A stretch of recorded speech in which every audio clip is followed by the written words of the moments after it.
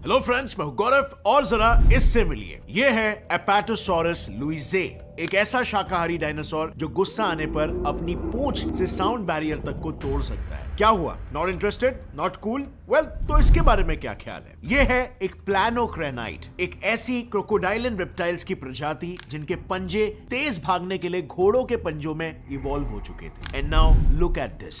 ये है चैरिप्टिस, जो एक वक्त पर समुद्र में बवंडर क्रिएट करके ग्रीक नावों को डुबाने के लिए बदनाम था। और आज के इस वीडियो में दोस्तों हम एक्सटिंक्ट एनिमल्स की कुछ ऐसी खूबियों के बारे में बात करने वाले हैं जो totally out of this world है। Like take a look at this organism for instance. इसे कहते हैं हेलुसिजीनिया। ये एक अंगूठे जितना वर्म है जिस पर साइंटिस्टों ने अपने जिंदगी के 50 साल खर्च कर दिए जस्ट टू फाइंड आउट कि उसका सिर कौन सी तरफ है और उसका टेल कौन सी तरफ है। जी हाँ, नॉट किडिंग। साल 1977 में ब्रिटिश पेलियोंटोलॉजिस्ट साइमन कॉनवॉय मॉरिस ने कनाडा के बुर्गे शेल इलाके में जब इस हेलुसिजीनिया का पहला फॉसिल देखा, तब अगले ऑलमोस्ट 15 सालों तक वो इस स्पेसिमेन को उल्टा रखकर इस पर स्टडी करके रहे। मामले की गहराई को समझ रहे हो? एक प्रोफेशनल पेलियोंटोलॉजिस्ट जिसका काम ही है फॉसिल्स को आइडेंटिफाई करना, उसका ये हाल था। नतीजा, आगे की जाने वाली सक्सेसिव स्टडीज में रिसर्चर्स को मजबूरन इलेक्ट्रॉन माइक्रोस्कोप की मदद लेनी पड़ी, through which they found out कि उस फॉसिल के एक एंड पर कुछ इस तरह के डरावने दांत थे। एनी गेसेस वो कौन सा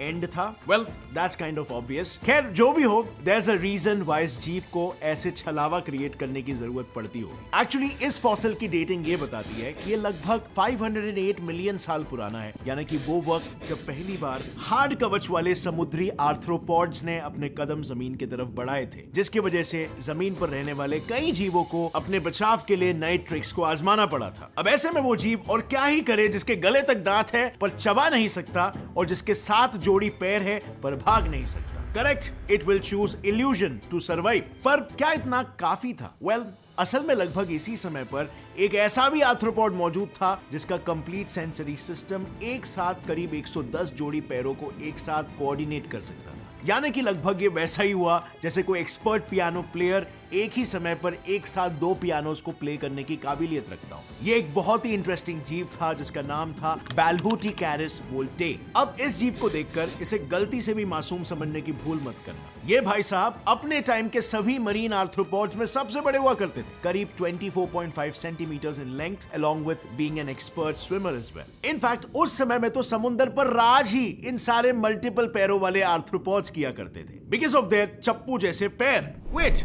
व्हाट? वो क्या था? एक श्रिम्प, एक स्क्विड या फिर कोई अननोन आर्थ्रोपॉड? वेल, कुछ ऐसे ही सवाल रिसर्चर्स को करीब 90 इयर्स तक सताते रहे regarding this particular creature called एनोमेलोकैरिस।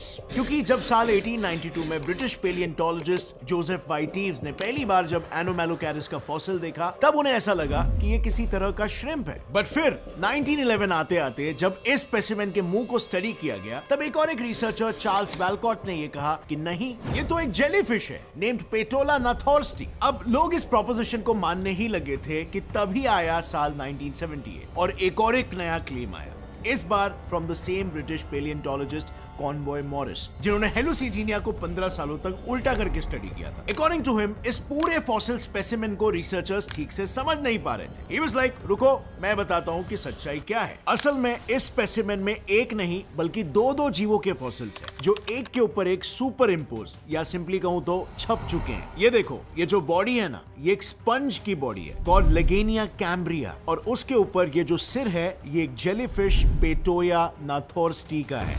अब इस टॉपिक के बारे में तो मैंने आपको इन्फॉर्म कर लिया है। अब आइए एक और एक फैक्ट मैं आपको बताता हूँ। क्योंकि हमने स्कूल्स और कॉलेजेस में पढ़ाई की है, हमने अपने एजुकेशन पर, एक्स्ट्रा करिकुलर एक्टिविटीज पर और कोई भी स्किल सीखने के लिए ढेर सारे पैसे दिए, तो हमें ये नेचुरली लगता है कि कोई भी स्किल सीखने के लिए पैसे देने पड़ते। बट फ्रेंड्स, अगर सच बताऊं तो ये बिल्कुल भी ट्रू नहीं है। अब आज के टाइम पे काफी वैल्यूएबल स्किल है जो है ट्रेडिंग, और ट्रेडिंग से लोग रोज घर बैठ के पैसे कमा रहे हैं। लेकिन ये रिस्की भी है, क्योंकि अगर आपके पास नॉलेज नहीं है तो आपके पैसों का यहाँ पर लॉस भी हो सकता है। और इसीलिए आपको ट्रेनिंग देने का और ट्रेडिंग में एक्सपर्ट इनवर्ट बनाने की जिम्मेदारी ली है ट्रेडिंग कंपनी यूट्यूब चैनल ने। इस चैनल पे ट्रेडिंग इतनी अच्छी है कि सिर्फ 10 मिनट के अंदर आप ट्रेडिंग के सारे फंडामेंटल सीख सकते हो और पैसे कमाने के लिए रेडी हो सकते हो। बायनमो ट्रेडिंग कंपनी चैनल आपको बायनमो जैसे प्लेटफॉर्म से अर्न कैसे करते हैं ये सिखाता है, और मैं इस चैनल का पर्सनली काफी समय से एक सब्सक्राइबर रहा हूं। And let me tell you what I have learned. Number 1, trading आसान हो जाती है जब आपको कम्युनिटी का और खास तौर पे किसी ऐसे का सपोर्ट हो जो ट्रेडिंग को समझता हो। नंबर 2, फेलियर के बगैर सक्सेस इम्पॉसिबल है, डिफीट्स को भी एक्सेप्ट करना चाहिए। और नंबर 3, आप सिर्फ 800 से 1000 रुपए से भी शुरुआत करके 80,000 से 1 लाख रुपए तक कमा सकते हो। सो स्टडी करो यहाँ पर कुछ मिनट्स लगा के और डेली कमाओ 1000 तक। अभी ज्वाइन करो community of traders trading company के साथ,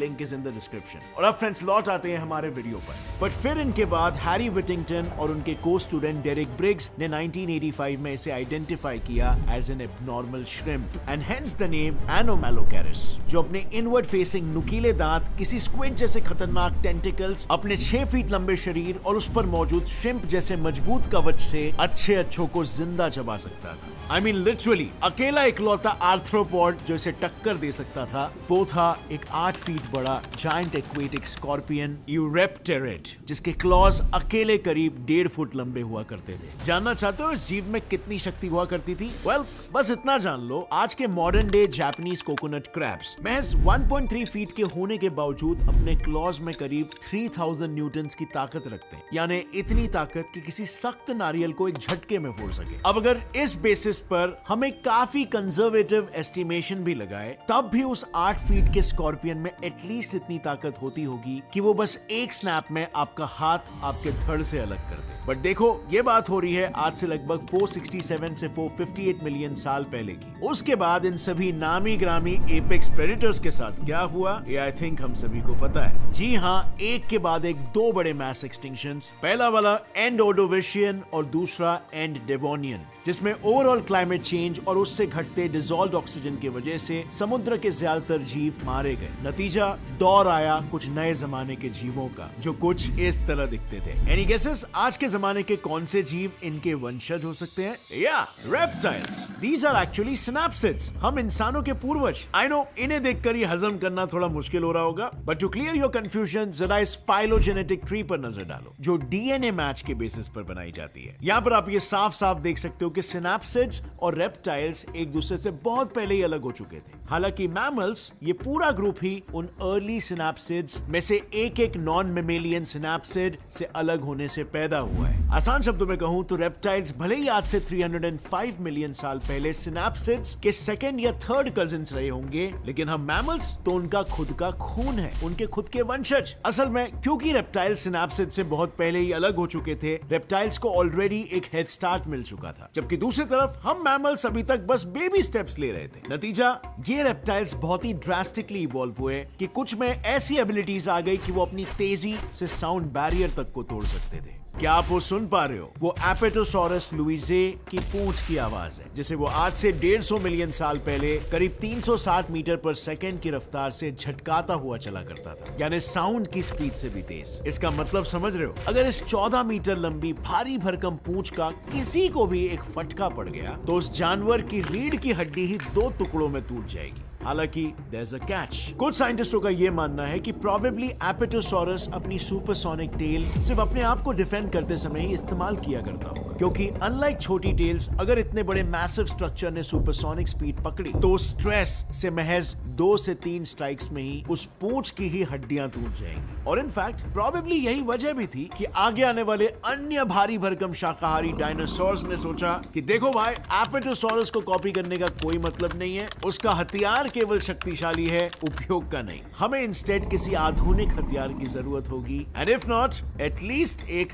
हैमर की। इसका नतीजा मिलिए इनसे। ये है लेट क्रिटेशियस पीरियड के जीते जागते आर्मी टैंक एंकिलोसॉरस, जो आज से 68 मिलियन साल पहले पूरे पैसिफिक नॉर्थ वेस्ट रीजन की पेट्रोलिंग किया करते थे, सिंपली बिकॉज डिफेंस के लिए इनके पास था एक पत्थर जैसा टफ बॉडी आर्मर और ऑफेंस के लिए इनके पास था एक फुल फ्लेज्ड हथौड़ा, हैमर। आप मानोगे नहीं, पर एक समय पर इनका खौफ इतना ज्यादा हुआ करता था कि कुछ प्रेडेटर्स तो जमीन छोड़कर आसमान में शिकार करने लग गए थे। इवन दो मॉडर्न बर्ड्स के विपरीत उनकी हड्डियां हॉलो तक नहीं थी to help them fly. Yes, मैं बात कर रहा हूं उड़ने वाले डायनासोर्स टेरोसॉरस की। या यूं कहूं तो मोर स्पेसिफिकली हैट्सेगोप्टेरिक्स थैम्बीमा की, जो सभी टेरोसॉर्स में से सबसे बड़ा हुआ करते थे, एटलीस्ट एक जिराफ जितने बड़े। What's worse, पंख पूरे खोलने पर इनका टोटल विंग स्पैन करीब एक फुल साइज वॉल्वो बस जितना हो जाता था और इनका सर अकेला ही 5.5 फीट की लंबाई को अचीव कर लेता था। यानी अगर मैं बगल में खड़ा हो जाऊं तो लगभग जमीन से मेरे कंधे तक इतनी लंबी इसकी खोपड़ी। बट डज दैट मीन कि उनके इस लंबे से स्कल में एक लंबा चौड़ा दिमाग भी हुआ करता था? ऑफ कोर्स नॉट, क्योंकि सरप्राइजिंगली आगे लेट क्रिटेशियस एक्सटिंक्शन में पंखों वाले डायनासोर से ज्यादा सक्सेसफुली वो सरवाइव कर पाए थे, जो थे तो क्रोकोडाइल्स जैसे पर उनकी उंगलियां घोड़ों से इंस्पायर्ड थी। Yes, you heard that weird combination right. आज से 55 मिलियन साल पहले there was a group of reptiles called planocranites, जिनकी उंगलियां घोड़ों के हूव्स जैसे हुआ करती थी और वो अंगुलीग्रेड मूवमेंट शो किया करते थे, meaning running on the tip of their toes. ये लोग खूब जिए काफी यूनिक कैरेक्टरिस्टिक्स के साथ अंटिल बिगफुट मैदान में नहीं आ गया। Yes, Bigfoot is not a myth. पिछले सेंचुरी में कई रिसर्चर्स को चाइना और नॉर्थ इंडिया में जायंट जॉ बोन्स और दांत मिले थे। हालांकि चाइनीज मानते रहे कि ये किसी मिथिकल ड्रैगन के दांत हैं और इंडियंस का ये कहना था कि शायद ये किसी एंशिएंट ओरंगुटैन के फॉसिल रिमेन्स होंगे। It was later found out कि ये किसी नए एप लाइक प्रजाति के फॉसिल्स हैं कॉल्ड जाइजेंटोपिथेकस, जो करीब 12 से 8 मिलियन साल पहले तक पृथ्वी पर घूमा करते थे। उनका कद करीब 3.5 मीटर और उनका वजन करीब आधा टन। अब एक गोरिल्ला ही इतना ताकतवर होता है कि इंसान के चिथड़े उड़ा दे, तो ये लो आ गए आपके 3.5 मीटर लंबे 500 किलो वाले गोरिल्लास। लेकिन इंटरेस्टिंगली एक रीसेंट रिसर्च ये कहती है कि जाइजेंटोपिथेकस प्रोबेबली जायंट मांसाहारी एप्स नहीं बल्कि जायंट शाकाहारी पैंडास थे, जिन्हें बैम्बूस खाने में ज्यादा इंटरेस्ट हुआ करता था। Anyway friends, let's move on to our final creature, जिसका आप सभी को बेसब्री से इंतजार है। चैरिप्टिस, एक ऐसा सी मॉन्स्टर जिसने कई सालों तक ग्रीक सेलर्स की रातों की नींद उड़ा कर रख दी थी। हालांकि फिर साइंस में तरक्की के बाद पता चला कि सदर्न इटली के स्ट्रेट ऑफ मेसिना में टाइडल करंट्स एक दूसरे से टकराते ही ऐसे हैं, जिसकी वजह से वहां पर नेचुरली पानी में स्ट्रॉन्ग व्हर्लपूल्स बनते हैं, enough to drown small ships. अर्थात ऐसा कोई सी मॉन्स्टर कभी था ही नहीं। ये तो बस एक एंशिएंट ग्रीक लेजेंड यानी फोकलोर थी, जिसने टेम्पररी इसे रियलिटी का हिस्सा बनाया हुआ था। बट फ्रेंड्स, बाकी के जिन क्रीचर्स के बारे में हमने बात किया वो तो बस यही बताते हैं कि इस पृथ्वी में कितनी डाइवर्सिटी थी, है और आगे भी रहेगी। हमने ऐसी ऐसी खूबियों के बारे में जाना जो totally out of the world है। आपका इस पर क्या कहना है? आपके ओपिनियन में हमने जितने भी क्रीचर्स की बात की, सबसे फैसिनेटिंग क्रीचर आपको कौन सा लगा? लिखिए अपना जवाब नीचे कमेंट सेक्शन में। और अगर इस वीडियो से आपको कुछ भी नया जानने मिला, एक लाइक जरूर ठोकना। Get set fly science channel को अभी सब्सक्राइब कर लो और बेल नोटिफिकेशन दबाओ ताकि आगे आने वाली हमारी कोई भी वीडियो की अपडेट को आप मिस ना कर सको। Stay curious friends, keep learning and keep growing. जय हिंद।